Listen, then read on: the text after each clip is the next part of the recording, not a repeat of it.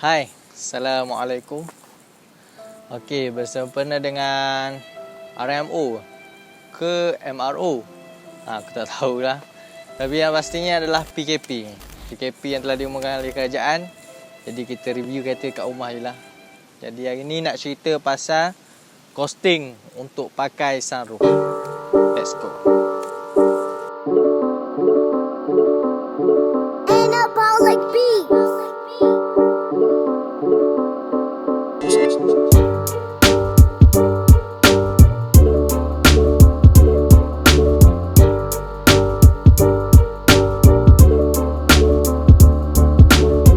Bumbung kaca ni sebenarnya dia ada 3 jenis, 3 varian, iaitu sunroof, moonroof dengan panoramic roof.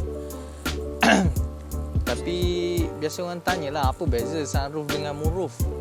Okey, beza dia adalah sebenarnya kalau sunroof dia boleh slide ke dalam bumbung ataupun ke atas bumbung yang akan membukakan ruang sunroof tu dia akan fully terbuka. Tapi kalau untuk moonroof ni dia hanya boleh jongkit saja. Tu sebab orang panggil moonroof ni adalah cermin tambahan untuk pengudaraan sebenarnya. Tu beza sunroof dengan moonroof. Tapi panoramic roof ni dia cermin mati sebenarnya.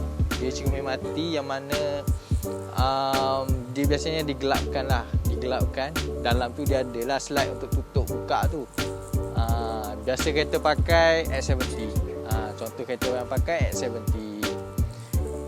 Kalau untuk moonroof dengan panoramic roof ni player KK biasanya pakai. Player KK macam Kancil, Kenari, Azam, Myvi, Pro 2 yang convert Japan lah maksudnya. Tapi kalau untuk player Satria, Wira, Putra, player Proton ni biasanya pakai sunroof lah. Lebih cenderung kepada model Mitsubishi yang ada sunroof. Macam tu. Sunroof pula dia akan ada 3, iaitu 1 step, 2 step, 3 step. Kebiasaannya bagi 1 step dia hanya boleh jongkit saja. Dia boleh jongkit saja. Kalau untuk 2 step dia boleh jongkit dan slide masuk ke dalam bumbung. Dan untuk 3 step ni dia ada penambahan 1 step lagi daripada 2 step, iaitu slide naik ke atas bumbung.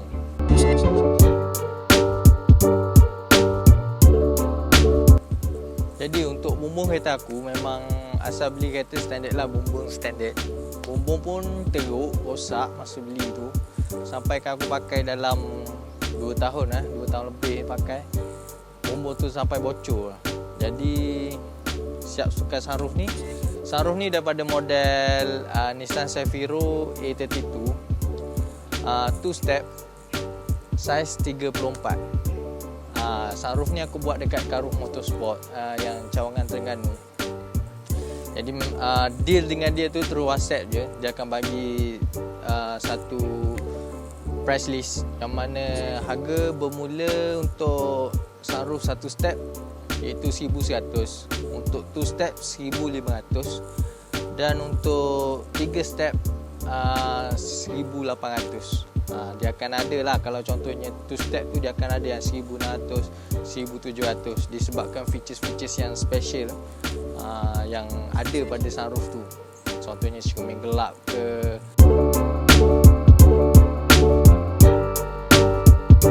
Jadi masa tu terus booking untuk hari apa nak pergi sana. Pemasangan sunroof ni dia panjang.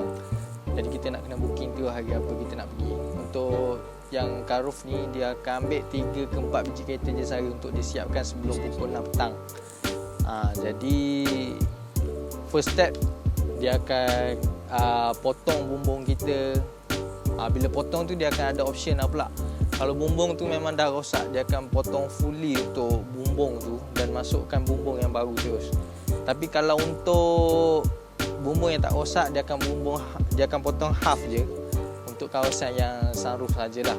Jadi lepas pada tu dia akan welding baliklah bumbung yang baru, tapak untuk sunroof tu. Jadi lepas welding tu dia akan wiring balik apa semua, sebab semuanya pakai motor. macam ada 2-3 biji lampu, step-step dia semua pakai motor. Jadi memang nak kena lah, penting sangat wiring ni. Jadi lepas pada tu dia akan simen tempat yang welding tu, simen sementara. Tapi nasihat aku terus cat lah, sebab kalau tak cat terus simen tu akan keras.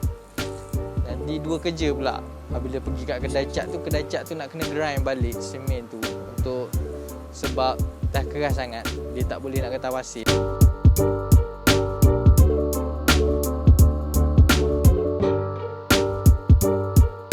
Jadi total cost aku habis untuk buat sunroof ni dalam 1,700.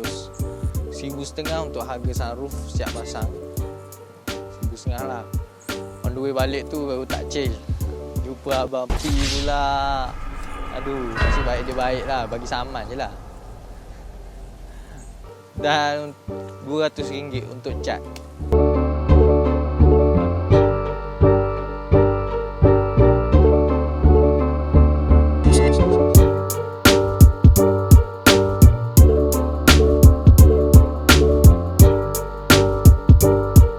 Suggestion aku untuk siapa-siapa yang berminat nak pakai sunroof ni, pertama sekali pastikan saiz sunroof tu tak terlalu besar sampai ke tulang bumbung. Agak-agak lah 2 jari daripada tulang bumbung, cermin dengan tulang bumbung tu. Sebab kalau besar sangat dia akan ada problem lah nanti, terutamanya bocor lah. Lagi satu, bumbung tu dia akan untuh disebabkan sunroof tu terlalu berat. Kalau terlalu kecil pula tak handsome lah pula. Dan yang kedua, pemilihan kain bagi bahagian dalam bumbung tu, pilihlah kain yang cerah ataupun putih ataupun color original. Sebab kebanyakan orang dia pilih color hitam, mungkin nampak lebih eksklusif lah interior warna hitam kan. Tapi sebenarnya warna hitam tu dia akan serap haba daripada atas bumbung, menyebabkan apabila kita drive, lepas kita parking tengah panas, kereta kita lambat nak sejuk. Walaupun buka aircon kuat pun dia akan lambat sejuk.